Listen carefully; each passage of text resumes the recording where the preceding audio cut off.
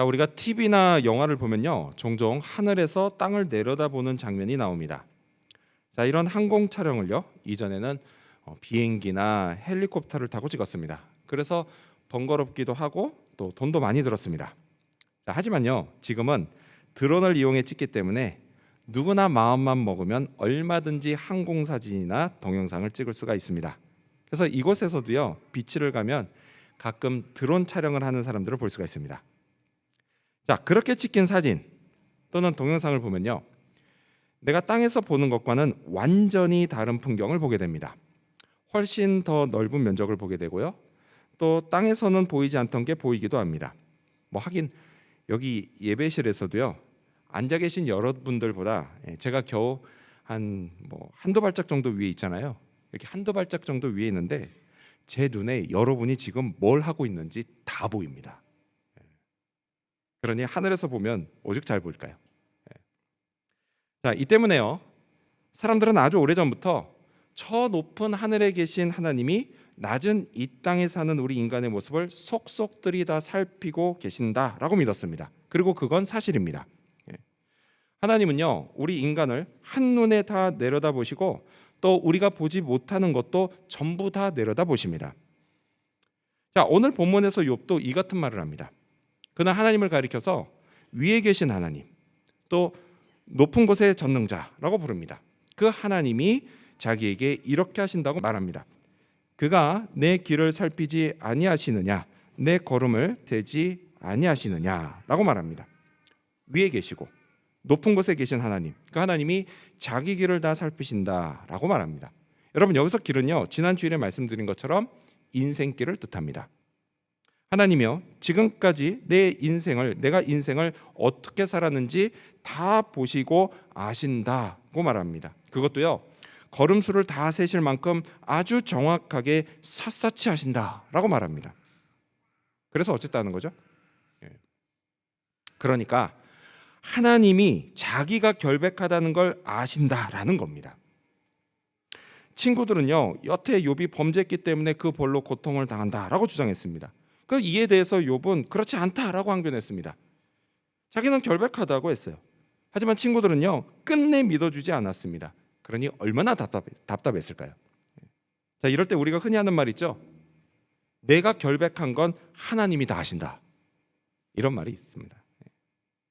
자, 오늘 본문이 들어있는 욥기 31장, 이 31장 전체를 보면요, 욥이 한 10가지 정도 죄에 대해서 자기가 결백하다라고 말합니다. 그러면서 종종 이런 식으로 말합니다. 내가 만약 이러이러한 죄를 지었다면 내가 이러이러한 벌을 받을 것이다. 자, 이런 식으로 말하면서 자기의 결백을 주장합니다. 자, 그렇다면요, 욥이 말한 그 죄들은 과연 무엇일까요?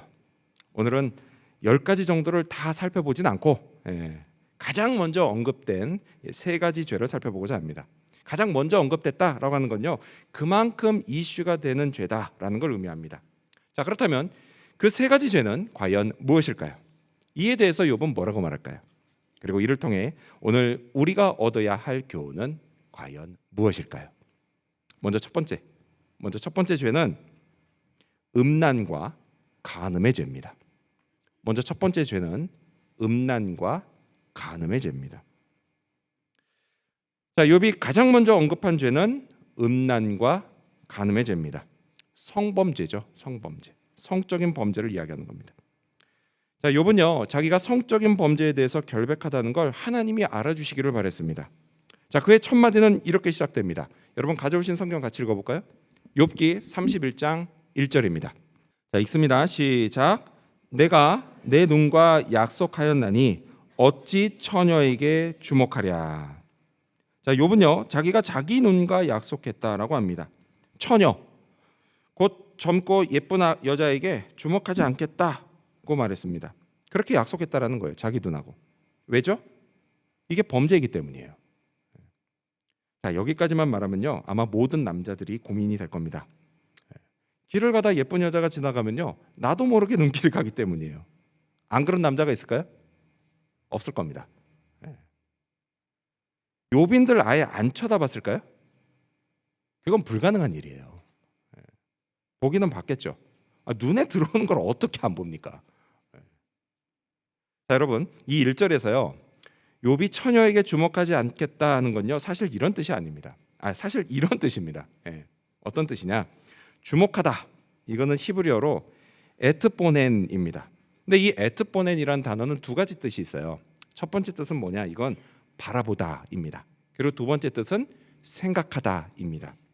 자, 그래서 이 둘을 합치면 뭐예요? 주목하는 건 곧 생각하면서 바라보는 겁니다. 여기 1절에서는요. 처녀를 볼 때 음란한 생각을 품고 바라보는 거예요. 여러분, 그건요 분명 죄입니다. 성적인 죄예요. 자, 이와 관련해서요 신약 성경을 보면 예수님이 이런 말씀을 하십니다. 마태복음 5장 28절을 보면 나는 너희에게 이르노니 음욕을 품고 여자를 보는 자마다 마음에 이미 간음하였느니라. 그렇죠? 예. 사람이 의도적으로 음란한 생각을 품고 여자를 보는 건 죄입니다. 주님은 그게 간음을 저지르는 거다라고 말씀하십니다. 그렇습니다, 여러분. 이렇게 음란한 생각을 품고 여자를 보는 건요.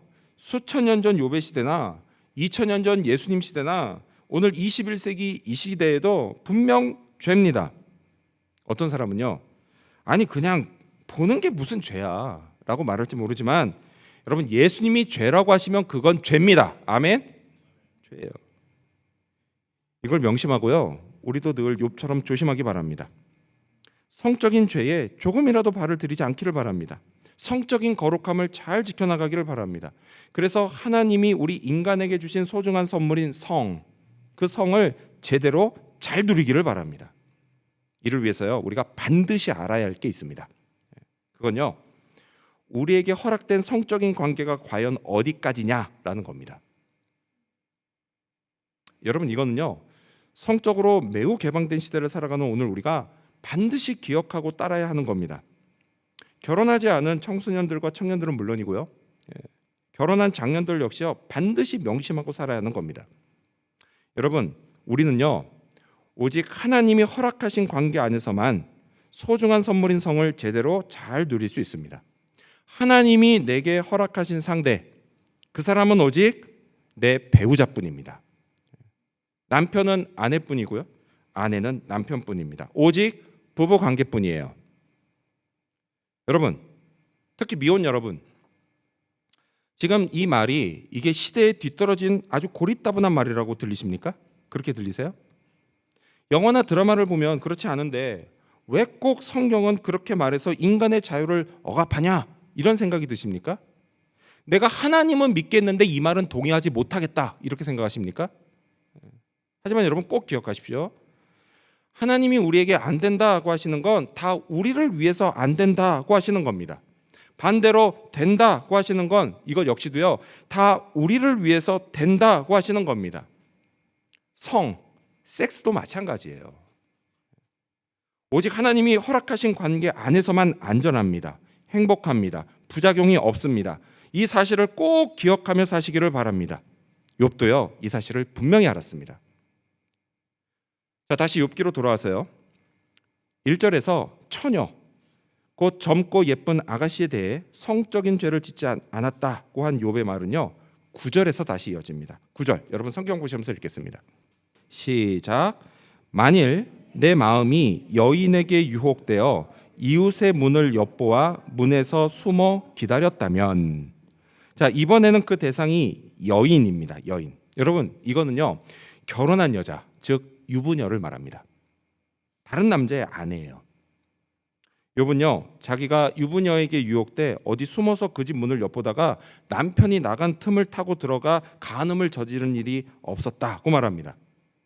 근데 여러분, 이 말을 볼 때요 아마도 욥은 어떤 유부녀가 자기를 유혹한 적이 있었던 것 같아요. 근데 그런 일은 충분히 일어날 수가 있죠. 왜요? 여러분, 욥은요 재산도 진짜 많고 거기다가 인품까지 좋아서 사람들의 존경과 사랑을 한 몸에 받던 사람이었습니다. 그런 욥을 한 유부녀가 유혹했던 것 같아요. 하지만요 욥은 넘어가지 않았습니다. 성적인 거룩함을 잘 지켰습니다. 만일 넘어가면 그게 얼마나 큰 죄인지 그는 너무도 잘 알고 있었습니다. 그는 이렇게 말합니다. 우리 11절 말씀도 여러분 성경 보시면서 읽겠습니다. 11절 시작. 그것은 참으로 음란한 일이니 재판에 회부할 죄악이요. 자, 그의 말처럼 간음은요 참으로 음란한 일입니다.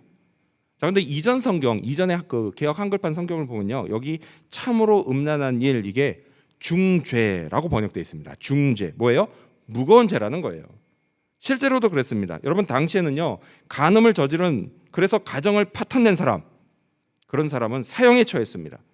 율법은요 그 사람을 돌로 쳐서 죽이라고 했습니다. 그만큼 뭐예요? 가정은 소중합니다. 여러분. 가정이 소중해요.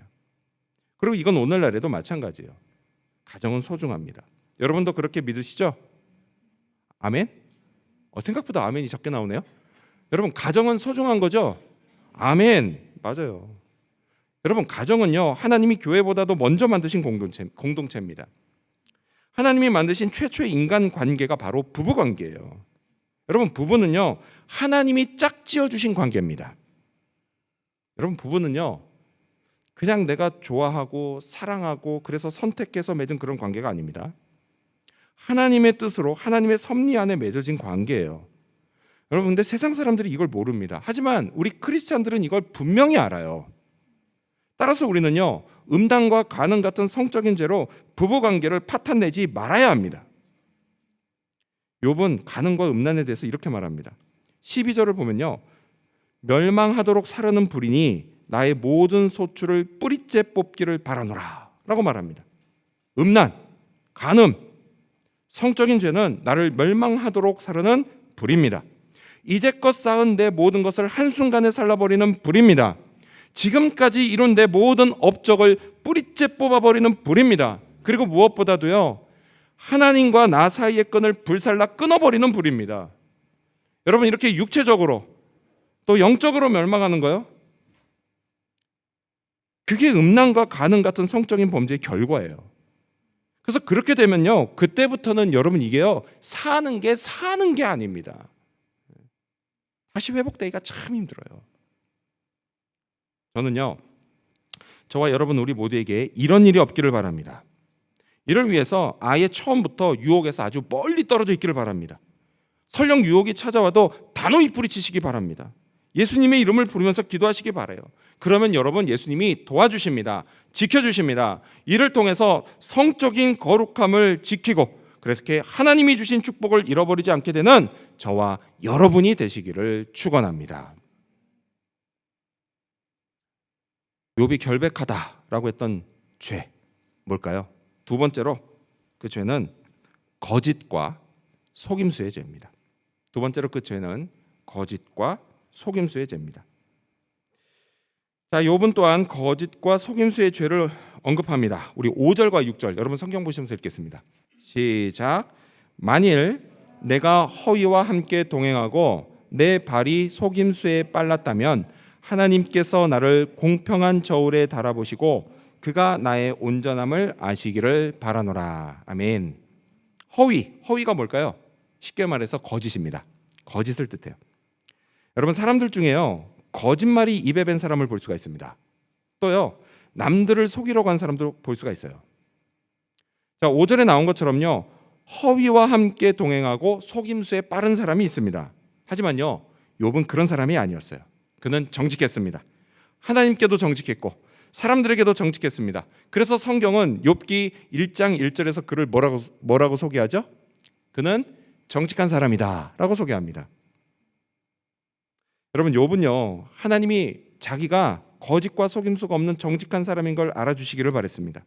그래서 어떻게 해주시길 바랬죠? 자기를 공평한 저울에 달아보시기를 바랬습니다. 자, 고대 이집트의 기록물 중에요 사자에서, 그러니까 죽은 자의 글이라고 하는 문서가 있습니다. 이거는 언제 사용됐냐면 장례식 때 사용이 됐어요. 사람이 죽으면요 그런 다음에 이 죽은 사람이 천국까지 가는 길을 안내하는 글이 바로 이 사자에서, 죽은 자의 글이라는 이 고대 문서입니다. 이집트 문서. 그래서 어떻게 했냐, 그 이집트의 유적들을 보면요 이 글을 미라의 관 속에 함께 넣어 놓거나 아니면 무덤 벽에다가 이 글을 쓰고 거기다 이렇게 사파까지 그려놨습니다. 그림까지. 자, 그런데 여러분, 이 사자에서 제 125장을 보면요 거기에도 저울이 나옵니다. 죽은 사람이요 그 저울 앞에 딱 서요. 근데 여러분 이집트 사람들은요 마음이 심장에 있다고 믿었습니다. 그래서 그 심장을 저울의 한쪽에 딱 올려놓고 다른 한쪽에는 깃털을 딱 올려놓습니다. 그래서 심장의 무게와 이 깃털의 무게가 똑같으면 그 사람은 어디로 가요? 천국으로 가는 겁니다. 저걸로 평가받는 거예요. 재밌죠? 자, 그런데 여러분 지금 욥이 하는 말도 이것과 비슷한 말이에요. 하나님이 자기를 저울에 딱 한쪽에 올려놓으시고 다른 한쪽에는 정직의 추를 딱 올려놓으셔서 자기가 결코 거짓과 속임수가 없는 정직한 사람이라는 걸 확인해 주시기를 바랬다라는 겁니다. 여러분이라면 이런 간청을 할 수가 있습니까? 친구들 앞에서는 물론이고요, 하나님 앞에서도 내가 정직한 사람이라고 자신 있게 말할 수가 있습니까? 한번 옆 사람을 보시겠어요? 옆 사람을 보면서 묻겠습니다.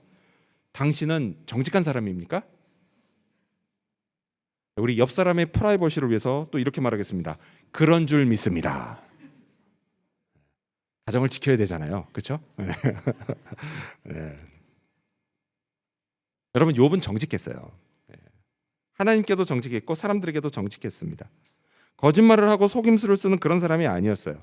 거짓과 속임수로 이득을 챙긴 사람이 아니었습니다. 그는 정직한 사람이었습니다. 여러분은요 이 욥처럼 정직한 사람을 좋아하시죠? 네. 대답이 시원치가 않네요. 뭐 혹시 슬슬 거짓말이나 하고요, 또 남들을 속이려고 하는 사람을 좋아하시는 분이 있나요? 없어요. 여러분 우리 모두는요 다 정직한 사람을 좋아합니다. 그리고 그 이유는 되게 간단해요. 뭐죠? 정직해야 믿을 수 있기 때문입니다. 그래서 정직한 사람 좋아해요. 여러분 인간 관계에서요 서로 믿을 수 있느냐 없느냐 이거 참 중요합니다. 믿음이 깨지면요 관계가 무너져요. 그렇잖아요. 지금 저 사람이 내게 거짓말한다는 생각이 들거나 아니면 반대로 저 사람도요 내가 자기를 속인다고 하는 생각이 들면 우리 두 사람은요 더 이상 믿을 수가 없습니다. 그러면 관계가 깨지고요 무너지는 거 이거 시간 문제예요. 학교에서는요 이런 일이 친구들 사이에 벌어질 수 있습니다. 또 일터에서는요 사장과 종업원 사이에 벌어질 수 있어요. 교회에서도 벌어져서요 교인들이 서로 믿지 못할 수도 있습니다. 아니면요 목사와 교인들이 서로 불신할 수도 있어요. 이렇게 되면요 우리 마음이 어떻게 돼요? 먼저요 심란해집니다. 어제까지 되게 좋았는데, 되게 좋은 사이였는데요, 이런 식으로 믿음이 깨지면 서로가 얼굴 보는 게 참 곤혹스럽습니다. 학교에서는 친구가 원수가 되고요, 일터에서는 막 갑질이 벌어지고요, 교회만 오면 마음이 너무 불편합니다. 그냥 어쩌다가 같은 공간에 있게 되면요 서로가 그냥 웃음기 싹 빠진 얼굴로 그냥 냉랭하게 쳐다봅니다. 내 인간관계에서 이런 일이 벌어지면 이것만큼 괴로운 일이 없어요. 그런데 여러분 이런 일이요 부부관계에서 벌어지면 어떻게 될까요? 남편이 아내에게 또는 아내가 남편에게 슬슬 거짓말이나 하고 또 속이려고 한다면요, 그래서 부부가 서로 늘 의심하고 불신한다면 여러분 이거야말로 참 고통스러운 일이 아닐 수가 없습니다. 다른 관계에서 이런 일이 벌어질 때보다요 훨씬 더 고통스럽습니다. 왜냐하면요 부부관계는 그 어떤 인간관계보다도 훨씬 가깝고 친밀한 관계이기 때문이에요. 구약 창세기 2장에는요 하나님께서 첫사람 아담과 하와를 부부로 짝지어 주시는 장면이 나옵니다. 제가 읽어볼게요. 창세기 2장 22절부터 24절까지인데요. 여호와 하나님이 아담에게서 취한 그 갈빗대로 여자를 만드시고 그를 아담에게로 이끌어 오시니 아담이 이르되 이는 내 뼈 중에 뼈요 살 중에 살이라. 이것을 남자에게서 취하였은즉 여자라 부르리라 하니라. 이러므로 남자가 부모를 떠나 그의 아내와 합하여 둘이 한 몸을 이룰지로다. 아멘. 여러분 아담이 아내가 될 하와를 뭐라고 부르죠? 뭐라고 불러요? 내 뼈 중에 뼈요 살 중에 살이라고 부릅니다. 그만큼 뭐예요? 친밀하고 가까운 사람이라는 거예요. 이렇게 두 사람은요 하나님이 짝지어 주신 대로 부부가 됩니다. 자, 그리고 이어서 성경은 결혼이 남편과 아내가 합하여 둘이 한 몸을 이루는 것이다 라고 말씀합니다. 그렇습니다. 여러분 이것이 하나님이 계획하신 남편과 아내의 관계입니다. 한 몸을 이루는 거예요. 하나가 되는 겁니다. 부부는 한 몸이에요. 한 몸. 그리고 계속 이어지는 말씀이 이겁니다. 우리 같이 읽어볼까요? 25절, 창세기 2장 25절입니다. 시작. 아담과 그의 아내 두 사람이 벌거벗었으나 부끄러워하지 아니하니라. 벌거벗었으나 부끄러워하지 않는 관계. 그만큼 부부는요, 세상에서 가장 친밀하고 가까운 관계입니다. 여러분, 이거는요, 단순히 성관계를 할 수 있는 사이라는 뜻이 아니에요. 이거는요, 남편과 아내가 자기 민낯을 세상 누구에게도 결코 보여줄 수 없는 자기의 연약한 모습을 있는 그대로 보여줄 수 있는 가장 친밀하고 가까운 사이다라는 뜻이에요. 여러분, 이거는요, 외모에 관한 얘기가 아닙니다. 이건 성품에 관한 얘기예요. 속된 말로요, 거지 같은 내 모습을 우리 부모님 제외하고 있는 그대로 보여줄 수 있는 세상의 유일한 사람, 그 사람이 바로 내 아내이고 또 내 남편이라는 거예요. 이 때문에 부부 사이는요, 남편과 아내에게 가장 소중한 관계입니다. 끈끈하게 지키고 아름답게 만들어 가야 할 관계예요. 하나님이 축복하시는 관계입니다. 그럼에도 불구하고 부부가 서로 거짓말하고 또 속이려고 한다? 이거는요, 결코 있을 수가 없는 일입니다. 거짓말하고 속이면 모를 것 같습니까? 그걸 어떻게 모릅니까? 내 뼈 중에 뼈고 내 살 중에 살인데 그걸 어떻게 모르겠습니까? 결국 다 알게 됩니다. 이걸 꼭 명심하시기 바랍니다. 부부가 서로에게 정직하지 않은 건요, 두 사람을 부부로 짝지어 주신 하나님께 범죄하는 겁니다. 이것도 꼭 명심하시기 바랍니다. 여러분, 하나님은요, 정직한 자를 사랑하시고 그의 인생을 형통하게 하십니다. 따라서 우리 청소년들과 청년들 그리고 장년들 모두 거짓과 속임수가 아닌 정직한 사람들이 되기를 바랍니다. 이런 우리를 하나님이 축복하십니다. 특히 부부는 서로에게 정직하기 바랍니다. 이를 통해서 건강한 가정의 기초를 놓으시기 바랍니다. 그 부부를 하나님이 축복하십니다. 그리고 자녀들도 축복하십니다. 이 사실을 믿으시기 바랍니다. 이러한 믿음으로 정직하게 살아가는 저와 여러분이 되시기를 축원합니다. 욥이 자기가 결백하다고 했던 죄, 마지막 세 번째, 그 죄는 학대의 죄입니다. 마지막 세 번째로 그 죄는 학대의 죄입니다. 자, 마지막으로 욥은 학대의 죄를 언급합니다. 우리 여러분 성경 보시면서 13절과 14절 말씀 읽겠습니다. 시작. 만일 남종이나 여종이 나와 더불어 쟁론할 때에 내가 그의 권리를 저버렸다면 하나님이 일어나실 때에 내가 어떻게 하겠느냐? 하나님이 심판하실 때에 내가 무엇이라 대답하겠느냐? 자, 이 말을 보면요, 욥이 정말 수천 년 전 사람이 맞나 싶은 생각이 듭니다. 당시 시대상에 비춰볼 때요, 이거요 너무도 진보적인 생각이기 때문이에요. 여러분, 욥은요 자기 종들에게 있는 권리를 인정하고 자기와 쟁론할 수 있게 했습니다. 근데 사실 이 당시는요 대개 주인이 종을 사람으로 보지 않았습니다. 그냥 재산으로 봤어요. 종이 죽고 사는 거요? 그냥 주인 뜻에 달려 있었습니다. 근데 만약에 주인 기분을 상하게 만든다? 그건요 그 종은 죽은 목숨입니다. 자, 이런 시대에 종이 주인과 논쟁을 벌인다는 건 감히 상상할 수가 없는 일입니다. 그래서 약간 의심스러워요. 이게 사실이 맞나? 그렇기 때문에요, 사실 이 13절에 나오는 쟁론, 여러분 이건요 말싸움을 뜻하는 게 아닙니다. 말싸움 뜻하는 게 아니고 이거는 뭐냐, 종이 주인에게 자기 애로사항을 말하는 겁니다. 근데 여러분, 이것도요 이 당시에는 사실 종에게 결코 쉬운 일이 아니었습니다. 그냥 애로사항이 있으면 애로사항이 있는 대로 그냥 사는 거였었어요. 집에서 키우는 개가 뭐 불편한 게 있다고 주인한테 와가지고 이거 좀 해결해 주세요 얘기합니까? 아니에요. 개는 그냥 그대로 사는 겁니다. 우리 집에서 키우는 가축, 말이나 소가 뭐 애로사항이 있다고 주인한테 와서 이거 좀 고쳐주세요? 안 합니다. 근데 여러분, 이 당시 종하고 가축이 같은 레벨이었어요. 그러니까 애로사항을 말하는 것조차도 사실은 쉽지가 않은 일이었습니다. 하지만 욥이 어떻게 했다고요? 자기 종에게 그걸 허락했다라는 거예요. 왜냐? 욥은요 자기에게 있는 것처럼요 종에게도 권리가 있다고 믿었기 때문입니다. 그 권리를 인정하고 존중해야 한다고 생각했기 때문이에요. 그렇지 않으면 나중에 하나님께 혼난다는 걸 알았기 때문입니다. 욥은요 그 권리의 출처를 이렇게 말합니다. 15절을 보면 나를 태 속에 만드시니가 그도 만들지 아니하셨느냐?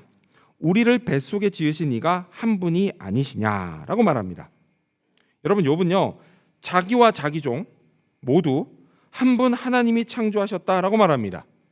즉 종의 근본적인 소유권은 자기가 아니라 그를 창조하신 하나님께 있다라는 거예요. 또 종만 그런 것이 아니라 자기 자신도 소유권이 하나님께 있다는 겁니다.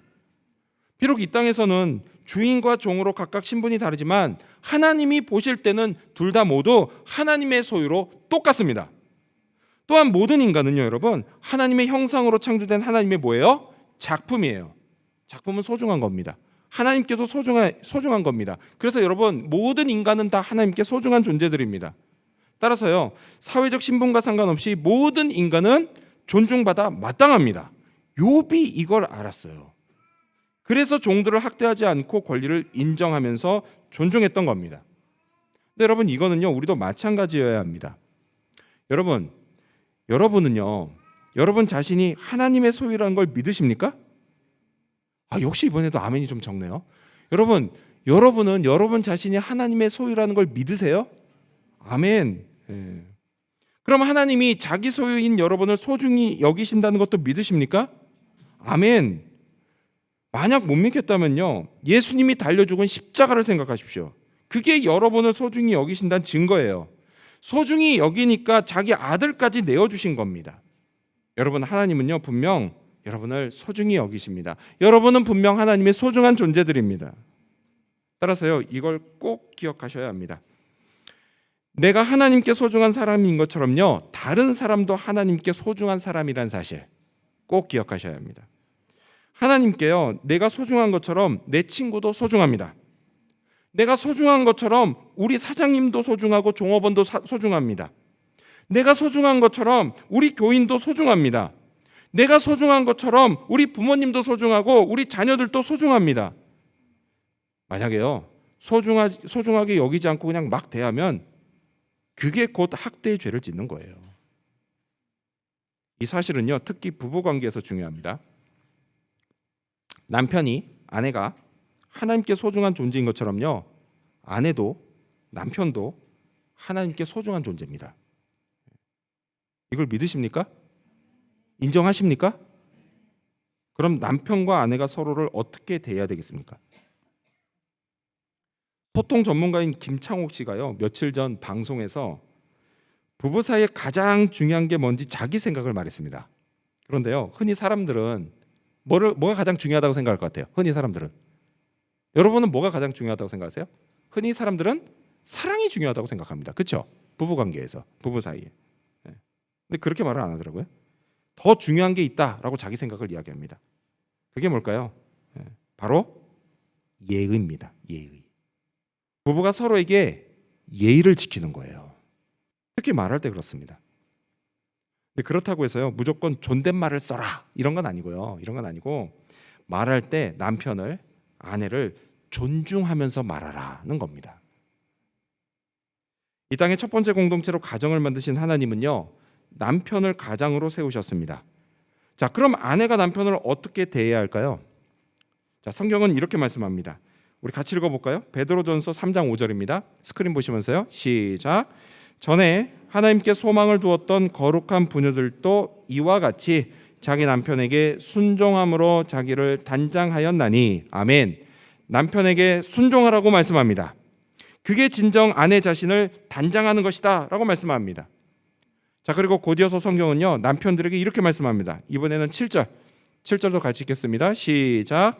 남편들아, 이와 같이 지식을 따라 너희 아내와 동거하고 그를 더 연약한 그릇이요 또 생명의 은혜를 함께 이어받을 자로 알아 귀히 여기라.